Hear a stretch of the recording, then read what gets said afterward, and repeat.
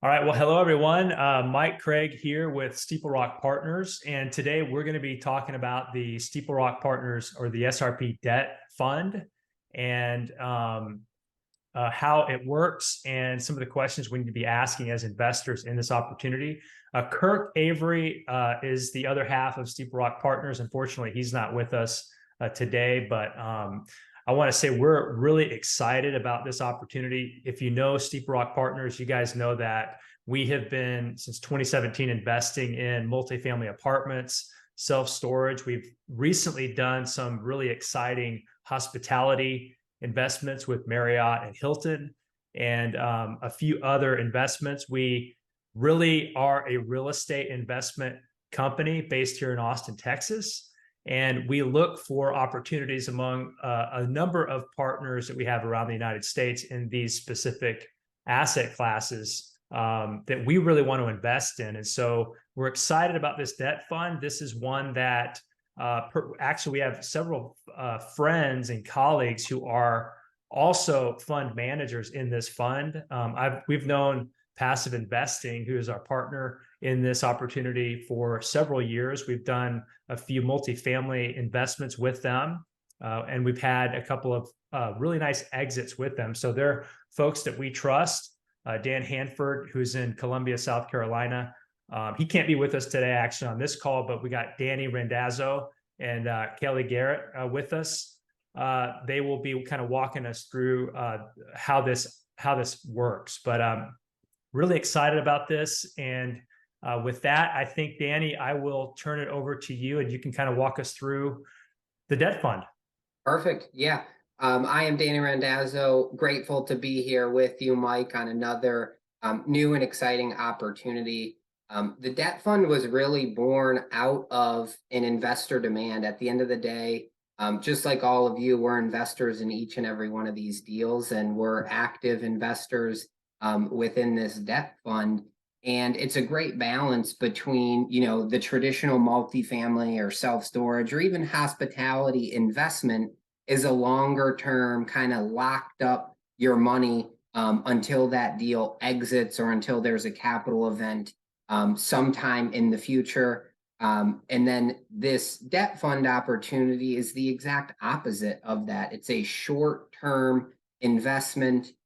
There's a 90-day liquidity period. So if an investor ever needs access to some or all of their money, then you can make that request. And, typically we're kind of getting those investor requests handled and funded within a couple of weeks, but it may take up to 90 days. So it's that great balance of, cash flow from the returns, and we'll kind of get into that here in just a second. But paired with that short-term investment where, as the investor, I love being able to have access to my money when I need it. So I personally love this, and it's just a great balance between long-term and having some short-term liquid investments in your personal portfolio. With that being said, I'm Danny Randazzo. I am one of the managing partners along with Dan Hanford at PassiveInvesting.com. So if some of you have been investors in previous deals that Mike had mentioned in some of our multifamily deals together, welcome back, and hopefully you can join us with this opportunity. My role really with the debt fund, along with Dan, is managing all of our investor relations side of the business. There's really kind of two components. It's the equity side and the equity management. When you have an open-ended fund like this, we're constantly, getting new investors in. We are handling any investor liquidations that need to take place, and then also managing, new loans going out and old loans paying off. And so it's a constant kind of money management system. And I'm grateful to have Kelly here on the call with us. She lives just down the street from me in Charleston. I've lived in Charleston for about 7 years now with my wife, our two kids, and we've got a golden doodle dog named George. So we live right downtown in Charleston, love to walk downtown to the restaurants, to the coffee shops. I I joke with people that our household probably drives about 1 mile per day, and so we love the small town, hometown, city feel, and just being able to navigate that. But again, grateful to have Kelly here. She really runs our rehab wallet side of the business. So Kelly is the borrower facing and loan originator, loan servicer, and handles anything to do with the loans getting funded, loans being serviced, and loans being paid off. So Kelly, give us a quick intro on you, and then we'll keep things moving here. Thanks, Danny. I too am grateful to be here. As Danny stated, I live in Charleston, South Carolina, and been in the mortgage business probably 2 decades, close to 2 decades, in and out of a formal mortgage brokerage did some private lending. And then we kind of morphed into Rehab Wallet. So Danny and I obviously are good friends on top of being partners and colleagues, but we were walking one day and he'd asked me how things were going. And I said, you know what, my private lending side of our business, I was like, my phone is ringing off the hook, but I'm out of money. And so we kind of came up with the idea that if he and Dan out inside passiveinvesting.com could raise the funds, I could put it on the street. I've been involved again.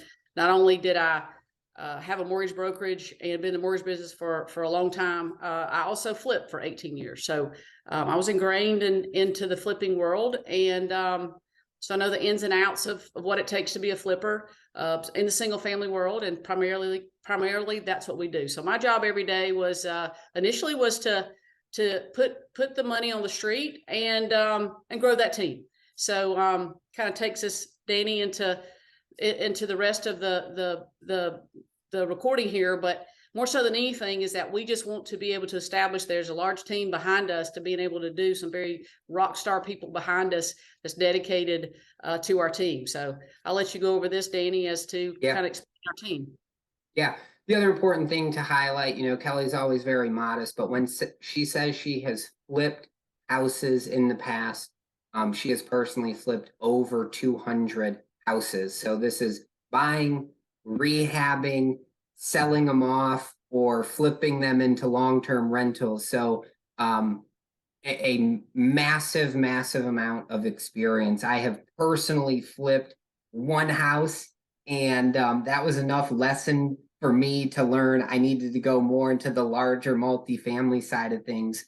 But Kelly's background is excellent to manage these borrowers. But not only, do we have Kelly, myself, and Dan, but we've got this entire great team behind us.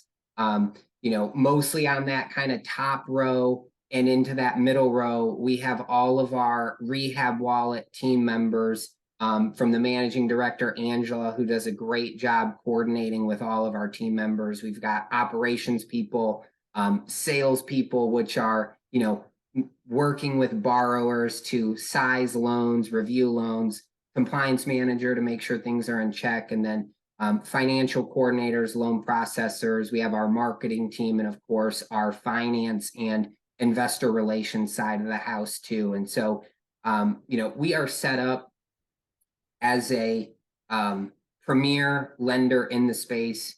We have great reputation, and we do a great job of not only working with borrowers, but also managing the business as well. We have a phenomenal institutional quality mortgage software that we use to track and maintain things. And we'll get into how the fund works here in just a second, but huge thanks to our team of dedicated experts who do a great job managing the day-to-day of the operations.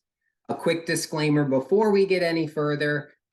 This investment opportunity is open to accredited investors only. It is a 506C like Charlie offering under the SEC Regulation D. If you're not sure what an accredited investor is, always follow up with Mike to help you. But it's a person having a net worth of $1 million or more, not including their primary residence. Or if you're an individual, 200,000 in annual income over the last 2 years and a reasonable expectation that continues. Or if you are married, it's 300,000 or more over the last 2 years with a reasonable expectation that that will continue.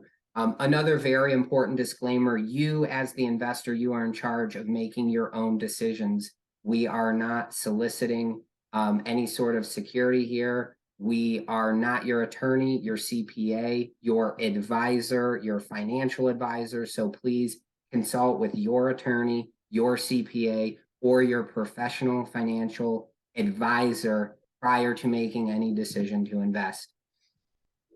How the investment actually works. So if you are an investor and you put $100,000 or more into the fund, you will earn an 8% preferred return. You can either get that return paid out on a monthly basis with a direct deposit into your bank account, or you can elect to have that return compounded in your investment and basically wait until the future when you need the funds back, or if you need to liquidate ever, you would get your initial capital contribution plus any unpaid preferred return.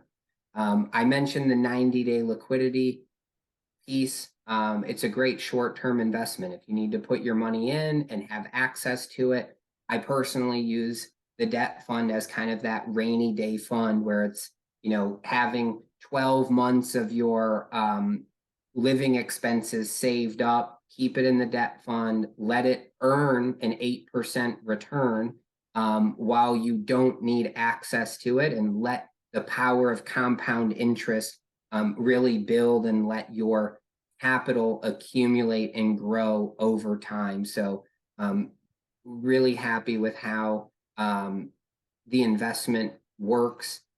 Investors earn the first 8% before there's any sort of general partner split that goes out. So it's a very secure and stable investment opportunity to have that preferred return first. Kelly, I'm going to have you kind of cover how the fund works, how capital is protected, and then why we like the fund. All right, sure will. So obviously, we're here to vet our borrowers to ensure that, we're putting these loans with the right people. So their experience and their references are and ability to pay is a big deal to who we actually lend with. When we're underwriting a loan, we want to look at a few things, and the main thing is the borrower's experience. That alongside is that if we had to take that investment back, that it would be something that we would want back in our portfolio. So like I said, like Danny had said, I flipped hundreds and hundreds of properties, and a few of our teammates have also flipped some deals. So I always put that back out, especially to our originator. Our originator, who is our gatekeeper, has over 2 decades of experience herself in the mortgage business, has worked for me in my mortgage brokerage, about 2010. She knows our culture, our culture, as well as she knows what we would want back if we had to take something back. Because things happen, right? Life happens. Things happen that we actually will have to do that at some point. We definitely look at low leverage. That's the main thing right now. We started out at Rehab Wallet at 75% after repair value, and we've moved that down to 70%. When the market changes and make some changes, I've been through the crash of 2008, 9, and 10. So so is Anna, our gatekeeper, and our eyes are wide open to the possibility of these values coming down. So if something happens, we're well ahead of it, or we try to be well ahead of it to adjust our LTVs. But right now they're sitting about 70% LTV. We feel good there. The loans come in, obviously, we hold back the draws for the rehab. They have to send us videos or pictures walking straight in from the street, from the mailbox to the street number to the house, to make sure we're in the right house when they're giving us these actually inspections is what you want to call it. And then from there, we're able to ACH their rehab back using their scope of work that they sent in, and we're able to put that ACH money in their bank account by the end of the business day. There's a lot of things that we started at Rehab Wallet, due to some things that I didn't like when I used hard money lending as a flipper myself. So the one big thing was waiting week to 10 days on my draw money. That was a big deal. You'd have to wait on inspectors to come out back in the day prior to a lot of, these phones and such when I was flipping in the early 2000s as well. So we've learned how to work through videos, work through pictures to fund it correctly. We do short-term loans. We like 6 to 9 months. That's just what we like to do. This money's out and back in within 6 months. It's protected.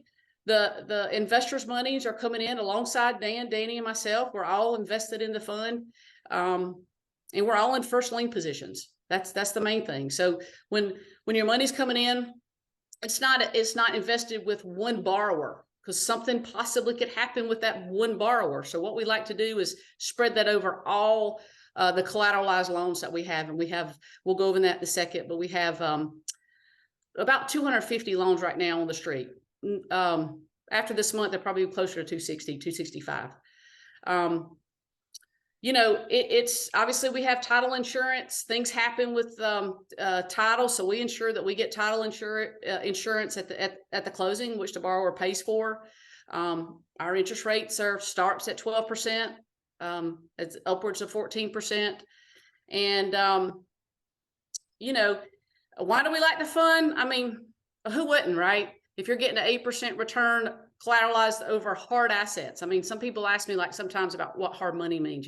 Hard money means it's collateralized against hard assets. And so our money, again, I'm saying ours because we're invested as well as investors, but it's actually collateralized over a lot of different loans, of which we really like. They're personally guaranteed as well. So we close in the name of a company, of an entity, but the borrowers personally guarantee the loans. And the compounding feature is huge. The ROI changes when the monthly compounding feature. If you don't want your distributions, you can keep it in, and the ROI changes. We've historically had a very low default rate. We've had one default in now 3.5 years. We started June of 2020. We're exceptionally proud of that. But so we're excited about seeing where that goes, right? I'm prepared if something happens. I don't want to send this out to make people think that we'll have one default when we've done, almost 1,100 loans. If we have to take some loans back, we will, but I'm not scared of it, right? We'll start a REO division and make that happen. But right now, historically, we've had one default. I'll jump into this performance. Obviously, you can see some before and after pictures. We like this, single family brick ranches. Obviously, we love those. Why? Who doesn't like the 3-2s? So we have some flyers that we might like with some really exceptional borrowers, maybe on some very small multifamily, but typically probably 97% of our fund is in a house that looks just like this. So we funded since inception. This is a big pride moment here when we went over 200 million. 85% of our loans are return borrowers. That says a lot about our team. It makes me so happy to see the same faces and the same entities coming back over and over again. And obviously they've paid their payment, so we let them come back. So we know they're doing the right things. They're paying their payment. They're rehabbing on time. They're rehabbing sufficiently in enough time to be able to then, because think about it, 6 months is not a lot of time to be able to close, pull permits, get the rehab done, and exit.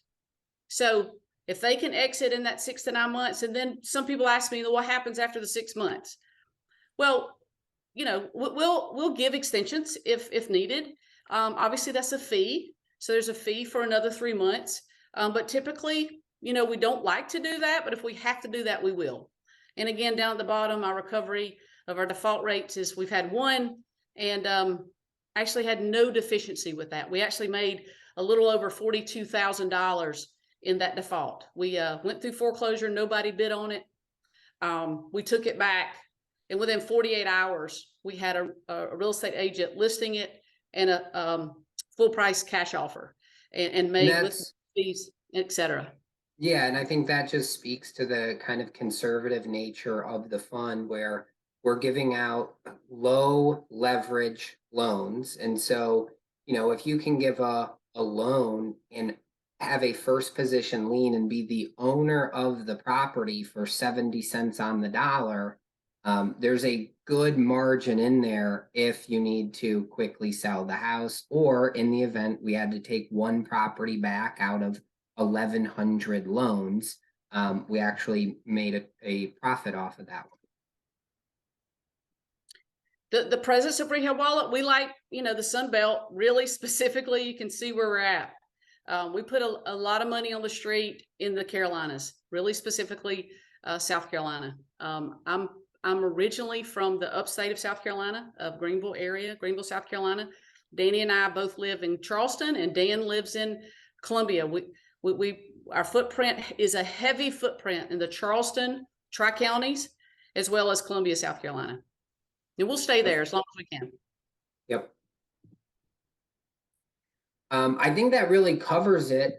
Mike, what kind of things did we miss, or what kind of questions are you typically getting from investors that we can help address? Yes, a couple of questions. So on the liquidity question, you mentioned 90 days. What is I understand that that's actually not the average. Like if someone wanted to cash out or get some of their cash back, what's been the average time to return cash to people?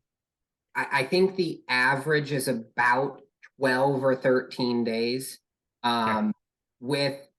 With where the portfolio is at with 250 loans, we're really closing a loan, or excuse me, originating a loan and probably getting a payoff almost every day with just the volume of things. And so it takes a lot of coordination amongst Kelly's team and our side in terms of equity management and borrower management, but it's much faster than 90 days. The typical average is about 12 to 13 days. But I always tell investors, just make sure you're planning ahead. Don't expect, a 2-week kind of turnaround, but ideally try to get you out as fast as we possibly can.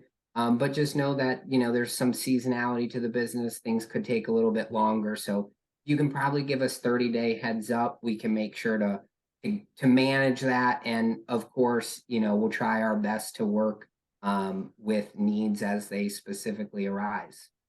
Excellent. Okay. Another question here is, can I add to the fund? And if so, in what increments? Yes, you can add to the fund. I think we have $1,000 increment just from a round number perspective. So once you're invested in the fund with at least 25,000 or more, you can always add to that.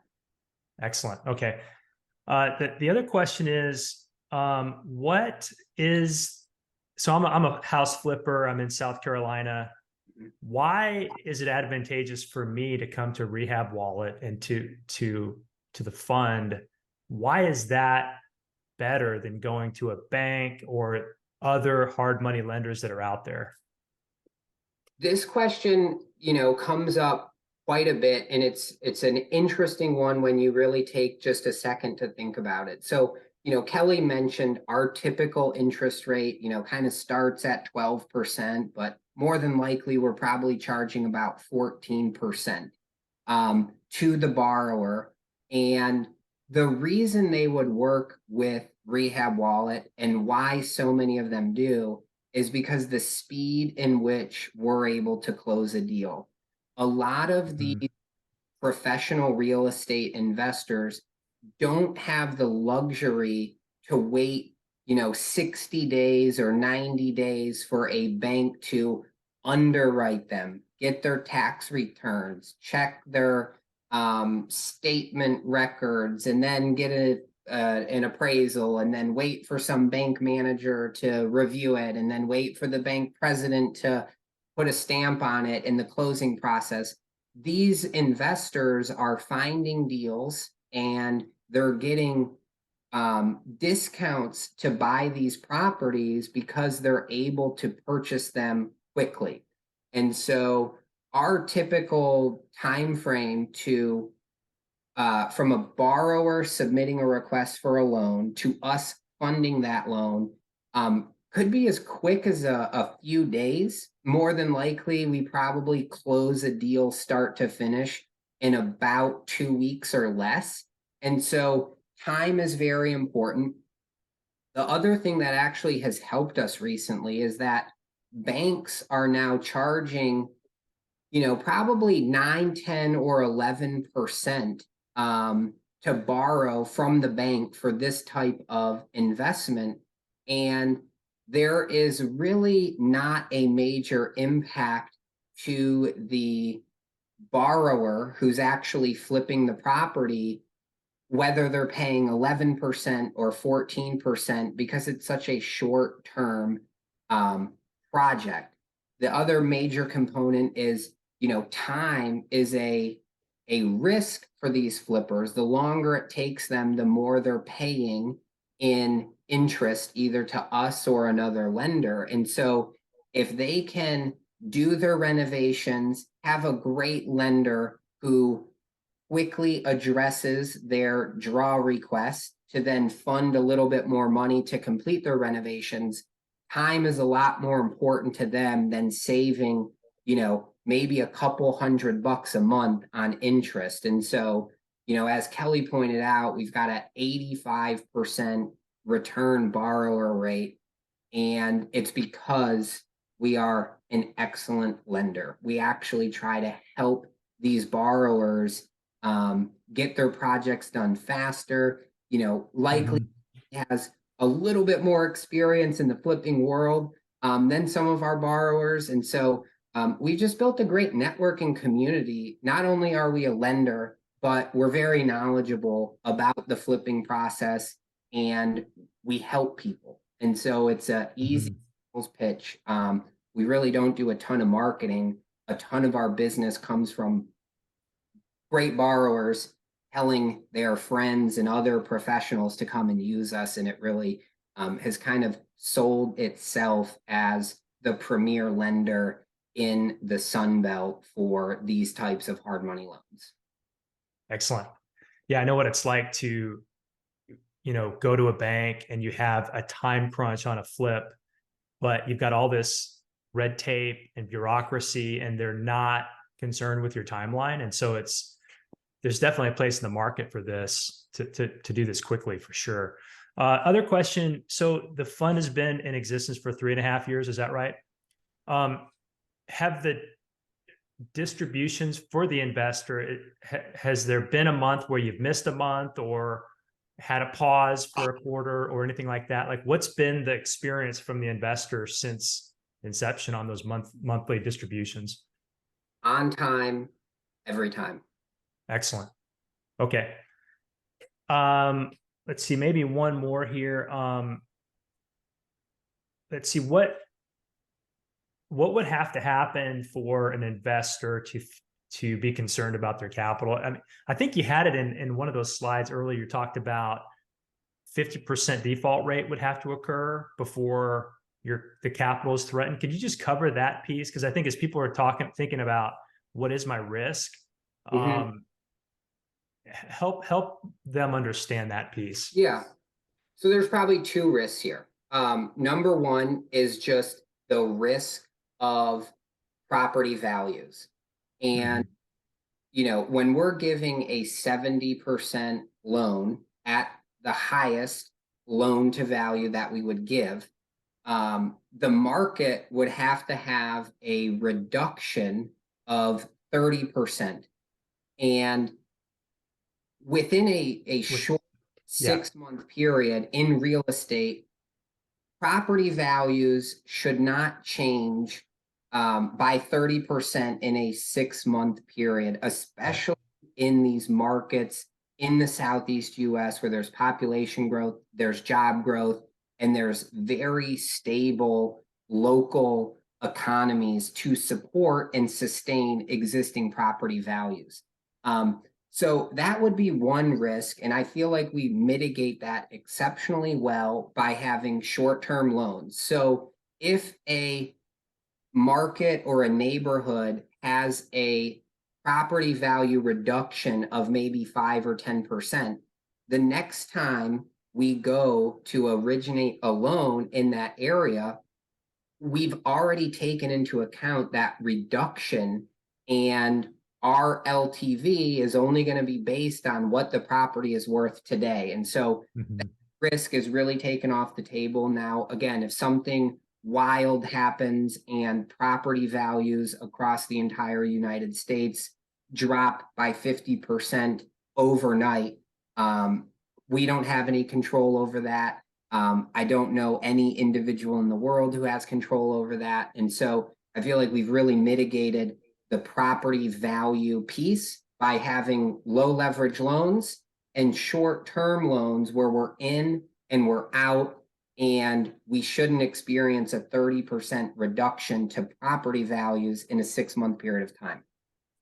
Second risk is really in that distribution component. And so, when we're charging borrowers 14% interest and investors are earning the first 8% on that, roughly, if half of the loans were unpaid, investors would still earn their 8% preferred return because half of the portfolio would be paying, and half of 14 is about 7.5%, but we also charge lender fees. So realistically, we're making, half of 14 is 7, but we're charging some lender fees. So realistically, we're making about 16% interest off of these borrowers. And that's where we get that half or 50% metric.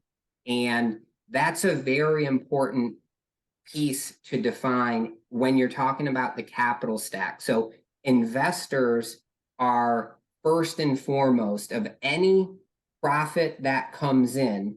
Investors are getting their return first. The general partner is making money second, but as we saw earlier, we have this whole team of people to pay salaries, pay for software, and pay our expenses. And so, our mindset has always been investors first and, making sure investors are made whole, which is why we've hit, returns every time on time since inception. And I don't foresee that risk coming to fruition based on our historical performance of the loans. Every single loan in our portfolio has performed. We've collected every single cent of interest or fees owed to us over the $220 million plus in loans funded. So something catastrophic would have to happen. And I just don't foresee a real possibility of that. But again, as an investor, I feel very confident in earning my 8% preferred return because, again, the first 8% of profit comes in and it goes 100% to the investors.